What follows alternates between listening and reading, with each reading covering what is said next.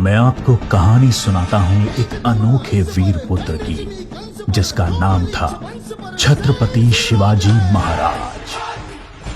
सन 1627 ईस्वी पूरे भारत पर मुगल साम्राज्य का आधिपत्य था। उत्तर में शाहजहां तो बीजापुर में सुल्तान मोहम्मद आदिल शाह और गोलकोंडा में सुल्तान अब्दुल्ला कुतुब शाह। डेक्कन के सुल्तान सेना के लिए हमेशा मुस्लिम अफसरों को ही प्राथमिकता देते थे। बंदरगाहों पर पुर्तगालियों का कब्जा था और थल मार्ग पर मुगलों का अधिकार।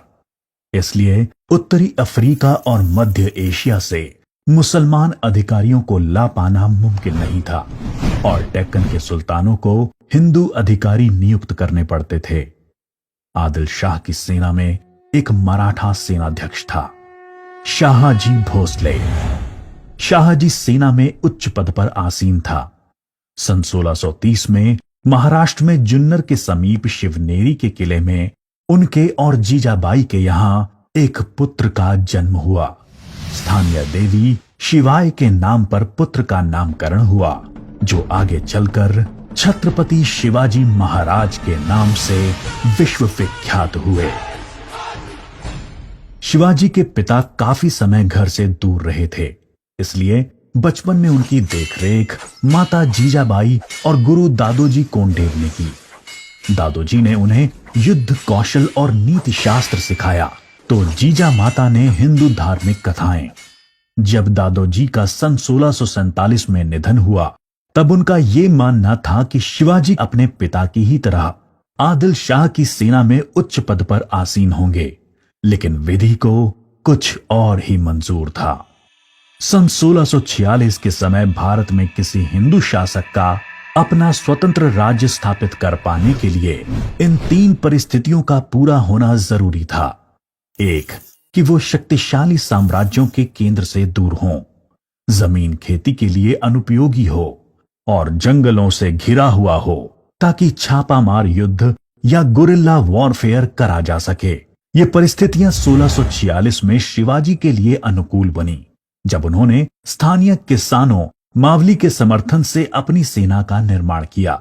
शिवाजी को भली भांति याद था कि किसी भी साम्राज्य को स्थापित करने के लिए किलों की क्या महत्व है, इसलिए सिर्फ 15 साल की उम्र में ही उन्होंने आदिल शाही अधिकारियों को रिश्वत देकर तोड़ना, चाकन एवं कोंडना किलों को अपने अधिकार में कर लिया। इसके बाद उन्होंने आबाजी सोमदेव की मदद से थाना, कल्याण और भिवंडी के किलों को मुल्ला अहमद से छीनकर अपने अधिकार में कर लिया। इन घटनाओं से आदिल शाही साम्राज्य में हड़कंप मच गया। शिवाजी को रोकने के लिए उनके पिता को गिरफ्तार कर लिया गया। इसलिए शिवाजी ने अगले 7 बरस तक आदिल शाह पर सीधा आक्रमण नहीं किया। शिवाजी ने यह समय अपनी सेना को बढ़ाने और प्रभावशाली देशमुखों को अपनी ओर करने में लगाया। धीरे धीरे उन्होंने एक विशाल सेना खड़ी कर ली, जिसके घुड़सवार नेताजी पलकर ने संभाल रखी थी और पैदल सेना यशाजी कनक ने। अब तक शिवाजी के पास 40 किले भी आ चुके थे। शिवाजी के बढ़ते प्रभाव को रोकने के लिए सन 1659 में बीजापुर की बड़ी साहिबा ने अफजल खान को 10,000 सिपाहियों के साथ शिवाजी पर आक्रमण करने का हुक्म दिया। अफजल खान अपनी क्रूरता और ताकत के लिए जाना जाता था। उसने शिवाजी को खुले युद्ध करने के लिए उकसाने के लक्ष्य से बहुत सारे मंदिरों को तोड़ डाला और कई बेगुनाह नागरिकों का कत्ल कर डाला। लेकिन शिवाजी ने चतुराई और रण कौशल का परिचय देते हुए छापामार पद्धति से युद्ध चालू रखा। इस समय वो प्रतापगढ़ किले में रहे, जो कि चारों तरफ से घने जंगलों से घिरा हुआ था। अंत में अफजल खान ने शिवाजी को धोखे से मारने की साजिश रची। उसने शिवाजी को मिलने का न्योता भेजा। जब वो मिले, अफजल खान ने अपनी मजबूत पकड़ में शिवाजी को दबाकर मार डालने का प्रयास किया। शिवाजी पहले से तैयार थे। अपने छुपाकर रखे हुए बाग नाका से उन्होंने अफजल खान का पेट ही चीर डाला, जो कि उनसे 2 गुना विशालकाय था। इसके बाद प्रतापगढ़ की लड़ाई में शिवाजी ने अफजल खान की सेना को करारी मात दी।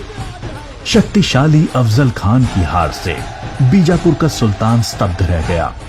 अब की बार रुस्तम जमान को भेजा गया। 28 दिसंबर 1659 को शिवाजी ने रुस्तम जमान की सेना पर सामने से हमला बोल दिया। साथ ही उनकी सेना की 2 और टुकड़ियों ने दोनों दिशाओं से रुस्तम की फौज पर आक्रमण कर दिया। रुस्तम जमान शर्मिंदाजनक स्थिति में लड़ाई के मैदान से अपनी जान बचाकर भाग गया।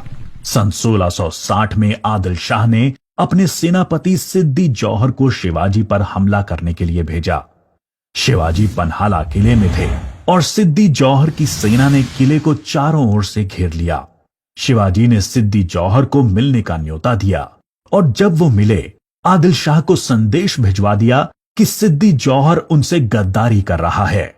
इससे आदिल शाह और सिद्दी जौहर के बीच लड़ाई छिड़ गई, जिसका फायदा उठाकर शिवाजी एक रात अपने 5000 सिपाहियों के साथ पन्हाला किले से बाहर निकल आए। बाजी प्रभु देशपांडे ने न सिर्फ सिपाहियों के साथ दुश्मन सेना को उलझाए रखा, जिसकी वजह से शिवाजी सकुशल विशालगढ़ पहुंच गए।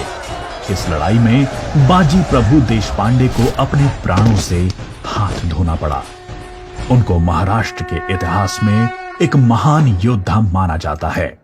इसके बाद बीजापुर की बड़ी बेगम ने औरंगजेब से शिवाजी को पकड़ने के लिए विनती करी।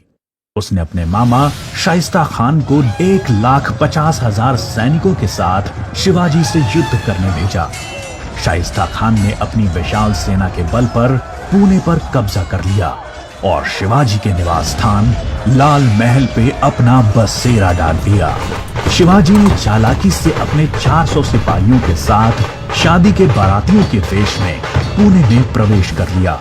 रात के समय उन्होंने सीधे शाइस्ता खान के ऊपर खतरनाक हमला बोला। खान ने खाकी से कूदकर अपनी जान बचा ली, पर शिवाजी की तलवार की वार से अपनी 3 उंगलियां गंवा बैठा। उंगली तो गई और इज्जत भी। फिर शिवाजी ने सन 1664 में मुगल व्यवसायी केंद्र सूरत पर आक्रमण करके उसको तहस नहस कर डाला। औरंगजेब आग बबूला होकर 60 वर्षीय राजपूत सेना नायक मिर्जा राजा जय सिंह को अपने 1.5 लाख सैनिकों के साथ शिवाजी से लड़ने के लिए भेजा। इस युद्ध में शिवाजी की हार हुई और उन्हें अपने 23 किले और 4 लाख की मुद्रा हर्जाने के रूप में देनी पड़ी। उन्हें अपने 9 वर्ष के पुत्र संभाजी के साथ आगरा जाना पड़ा। शिवाजी को नियंत्रित रखने के लिए पहले यह तय हुआ कि उन्हें मुगल दरबार में कोई पद दिया जाए, लेकिन औरंगजेब ने उसको बदलकर शिवाजी को घर में कैद करने का आदेश दे दिया। औरंगजेब नहीं जानता था कि यह गलती बहुत महंगी पड़ेगी। शिवाजी ने बीमारी का बहाना बनाया और अपने स्वास्थ्य को ठीक करने के आशीर्वाद के लिए साधु संतों और फकीरों को रोजाना मिठाई और उपहार भेजने की इच्छा जताई। एक दिन वो खुद श्रमिक के भेष में सामान के डब्बे में संभाजी को छुपाकर बाहर निकल आए। वो मथुरा, काशी, गया, पुरी के बाद गोलकोंडा और बीजापुर होते हुए रायगढ़ पहुंच गए। 1670 तक शिवाजी ने कई लड़ाइयां लड़ते हुए 4 महीनों के भीतर अपने राज्य का बड़ा हिस्सा मुगलों से स्वतंत्र करा लिया। सन 1671 से 1674 तक औरंगजेब ने भरसक प्रयास किया शिवाजी को अपने अधीन करने का, लेकिन वो बुरी तरह से असफल हुआ। उसने अपने उत्तम योद्धाओं जैसे दाऊद खान और मोहब्बत खान को शिवाजी से लड़ने भेजा, लेकिन सबको मुंह की खानी पड़ी। इसके साथ ही सन 1672 में अली आदिल शाह की मृत्यु हो गई और बीजापुर सल्तनत की स्थिति में चला गया। आखिर वो दिन आया जब गगा भट्ट ने 6 जून 1664 को पूरे उत्सवनुमा वातावरण में हिंदू परंपराओं के साथ शिवाजी का राज्याभिषेक किया। वो मराठा के राजा बने और कई सदियों के अंतराल के बाद हिंदू रीतियों, तिलक, जनेऊ और वेदों के उच्चारण के बीच किसी राजा का राज्याभिषेक संपन्न हुआ। शिवाजी की महानता सिर्फ उनकी बहादुरी और युद्ध कौशल में ही नहीं थी, वो एक योग्य प्रशासक भी थे। उन्होंने धर्म के आधार पर कभी किसी के साथ पक्षपात नहीं किया। उनके कई अधिकारी, यहां तक कि उनके व्यक्तिगत अंगरक्षकों में कुछ मुसलमान भी थे। उन्होंने कभी किसी भी नारी का निरादर नहीं किया। यहाँ तक कि युद्ध में हारे हुए दुश्मनों की स्त्रियों को भी सम्मान सहित वापस भेज देते थे। गुरिल्ला युद्ध, किलों का उपयोग और नवसेना का निर्माण भारत में पहली बार शिवाजी ने ही करा। उन्होंने 4 किलों तथा 2000 सैनिकों से शुरुआत की थी और उनकी मृत्यु के समय तक ये गिनती 300 किलो एवं 1 लाख सैनिकों की हो गई थी। मार्च 1680 में शिवाजी का स्वास्थ्य खराब हो गया। तेज बुखार और पेचिस के चलते 5 अप्रैल 1680 को 52 साल की छोटी सी उम्र में इनका स्वर्गवास हो गया। औरंगजेब ने सोचा कि शिवाजी की मृत्यु के बाद मराठा राज्य खत्म हो जाएगा, लेकिन ऐसा हुआ नहीं। पहले उनके पुत्र संभाजी ने और उसके बाद छत्रपति राजा राम ने मराठा शासन की बागडोर संभाली। औरंगजेब को करीब 25 सालों तक मराठाओं के साथ युद्ध लड़ना पड़ा, जिसकी वजह से वो अपनी मृत्यु के समय तक पूरी तरह से बर्बाद हो चुका था। शिवाजी ने जो मराठा राज्य की नींव रखी, वो आगे चलकर कर्नाटक से लेकर अटॉक पाकिस्तान तक फैल गई। शिवाजी जैसे मनुष्य कभी मरते नहीं, लेकिन लोगों के हृदय में अपने महान कार्यों, साहस और बलिदानों की वजह से हमेशा अमर रहते हैं।